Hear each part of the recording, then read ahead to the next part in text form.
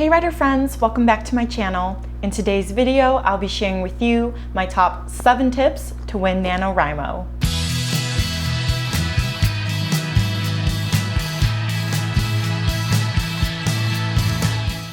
If you're new here, my name is Holly. I'm a writer aspiring to be a published author. If you haven't already, please give this video a big thumbs up and click subscribe to support my channel and ring that bell so you don't miss any videos. NaNoWriMo, it's almost here. Oh my gosh, October's almost over? How? This month, it went by so fast. Don't worry guys, if you are freaking out just a little bit, because I'm freaking out just a little bit. I have been prepping and doing as much as I can with outlining so that I can set myself up for success for NaNoWriMo. But I know we have been so focused on Preptober, and we want to make sure that, once NaNoWriMo comes, we're able to actually tackle that beast, because that month is a whole other ball game. Now, I have done many videos with tips on how to win NaNoWriMo, all the tips and tricks that I've learned throughout the years, and I made a huge playlist with Preptober and NaNoWriMo videos that I've already made, so I will link that down below. So these tips that I have for you are a little bit different, and so it's a little more refined and things that I've kind of learned that you have to go through NaNoWriMo in order to learn it. Let me know in the comments down below how Preptober is going for you, if you're excited for NaNoWriMo, and at the end of all of these tips, share any tips and tricks you have down below as well. So tip number 1 is to focus on one day at a time. Of course, we want to hit that 50K, but 50K is freaking daunting, you guys. When else throughout the year are you going to be writing that much, or at least having everyone else in the world trying to write that much as well? So it's a lot, it's hard. That's why people don't always win.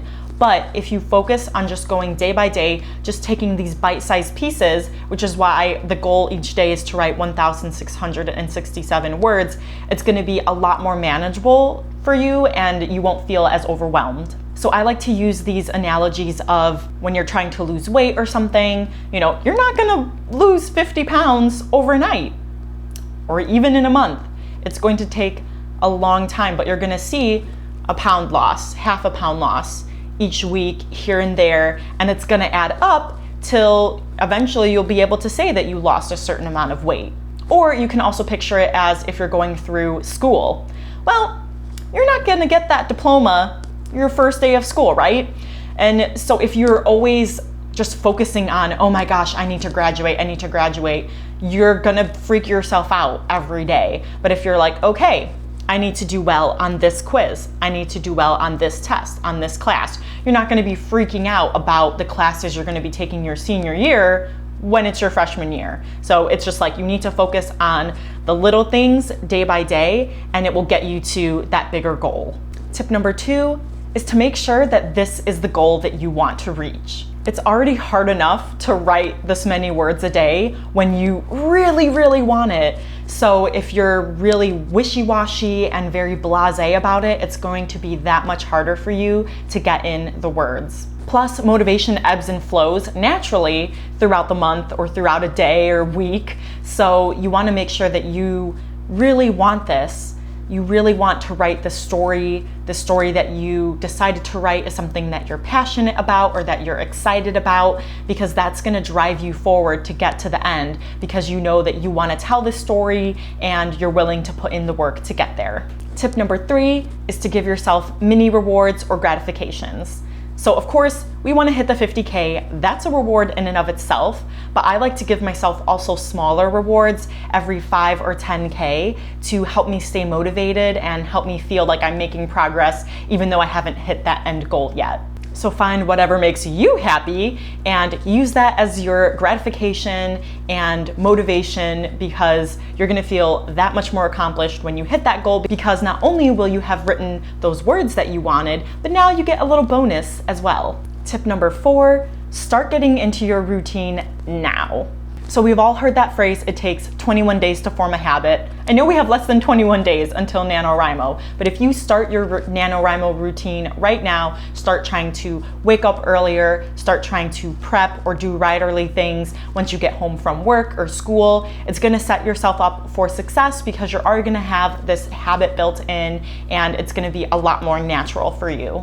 Ideally, we would all like our writing to become kind of second nature, to be very like just intuitive. That's just something that we do. And it will help you build up the discipline that you're going to need to write 50,000 words in 1 month. Tip number 5 is to tell people about your goal. Now, we all love positive reinforcement. And so if you tell your friends, your family, both writerly and non-writerly friends, your goal, they're gonna be holding you accountable, and you're gonna be stubborn. You're gonna be like, hey, I wanna be able to tell them that I hit this goal, that I wrote this many words, that I finished my book, whatever it is that you're hoping to accomplish, whether this is your first nano or your 10th nano, you wanna be able to be proud of the work that you put in. And so you wanna be able to answer positively when they ask you if you won, and you don't wanna say that you failed. Tip number 6 is to silence your inner editor and critic. Now, we all know how nasty we can be to ourselves, and NaNoWriMo is no exception. Usually that's when self-doubt creeps in. We have been working on other drafts, second, third drafts, things that are a little more refined. So you go to write your first draft and you're like, this is crap. Wonderful. But that's how it's supposed to be. And it's been so long that you may have forgotten like what a first draft is supposed to feel like, and all of the discoveries that you're going to make while you're drafting. Things that you outlined that might change as you're writing.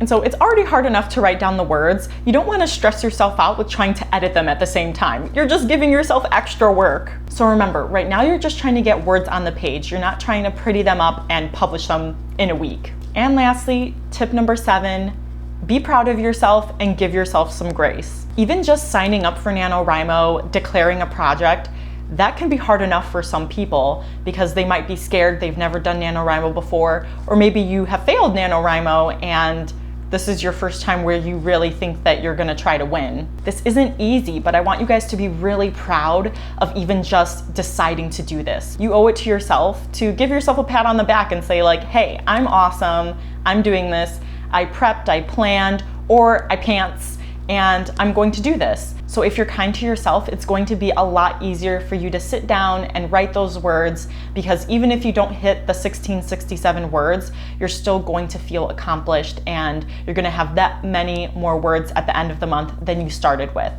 Obviously, we all want to win, but whether you start off behind from the get-go, it's never too late to catch up, and it's never too late to start. You can start in the middle of the month and still win. There have been people who have won in 3 days. So just be proud of whatever work you're doing and know that you're kind of awesome.